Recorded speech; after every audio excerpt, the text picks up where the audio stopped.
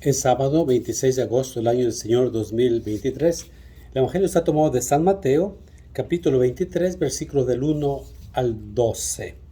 En aquel tiempo Jesús dijo a las multitudes y a sus discípulos: en la cátedra de Moisés se han sentado los escribas y fariseos. Hagan pues todo lo que les digan, pero no imiten sus obras, porque dicen una cosa y hacen otra. Hacen fardos muy pesados y difíciles de llevar y los echan sobre las espaldas de los hombres, pero ellos ni con el dedo los quieren mover. Todo lo hacen para que los vea la gente. Ensanchan las filacterias y las franjas del manto, les agrada ocupar los primeros lugares en los banquetes y los asientos de honor en las sinagogas. Les gusta que los saluden en las plazas y que la gente los llame maestro. Ustedes, en cambio, no dejen que los llamen maestros, porque no tienen más que un maestro, y todos ustedes son hermanos. A ningún hombre en la tierra lo llamen Padre, porque el Padre de ustedes es solo el Padre Celestial.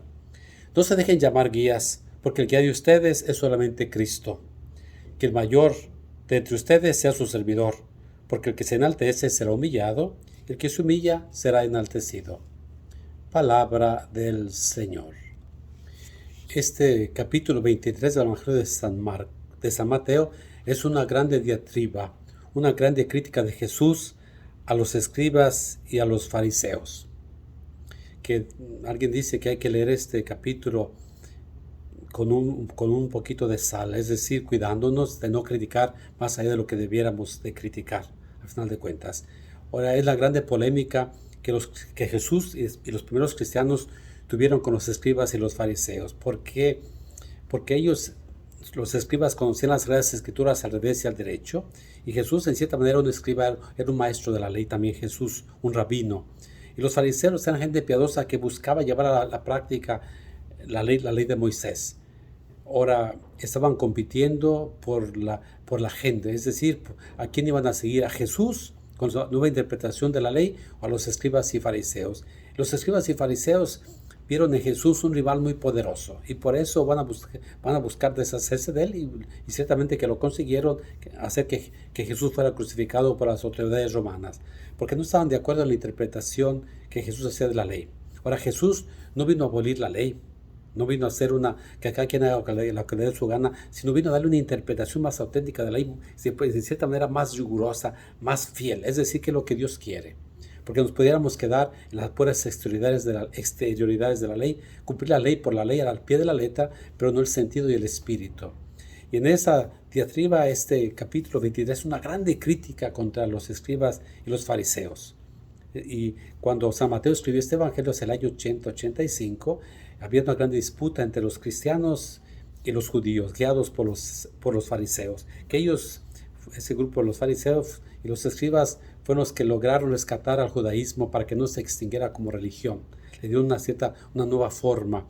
Y van a encontrarse en oposición con los cristianos, una nueva interpretación de la ley. Y por eso Jesús los critica. La primera cosa es que ellos se sentaron en la cátedra de Moisés. ¿Y quién es el único más grande que Moisés? Quien puede interpretar la ley es Jesús, que es mucho más grande que Moisés. Ahora, Jesús lo dice bien claro: hagan lo que les digan, pero no los imiten. Es decir, no, muchas veces decimos, pues si él no cumple, ¿yo por qué? Hagan lo que les dicen. Es decir, lo que los escribas y fariseos enseñaban era justo, hay que hacerlo, pero trágicamente ellos no cumplían la ley tampoco. El único que cumplió la ley a la perfección, a la plenitud, es el Hijo de Dios Jesucristo, al final de cuentas. Ahora, los escribas y fariseos, en vez de que la ley fuera liberante, se convirtió en esclavizante. Por eso dice que Jesús pone fardos muy pesados, la ley por la ley, ¿no?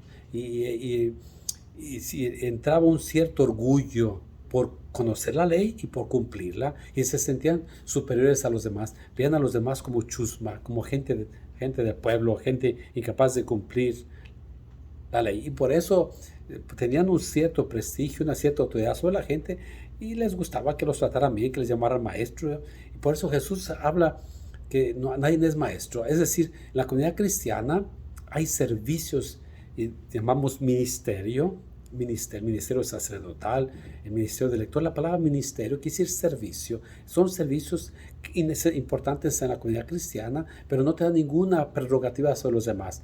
No es que eres más importante por tener un ministerio, por ejemplo, sacerdocio, obispo, diácono, lector, ministro de la Eucaristía, acólito. Son servicios para los demás.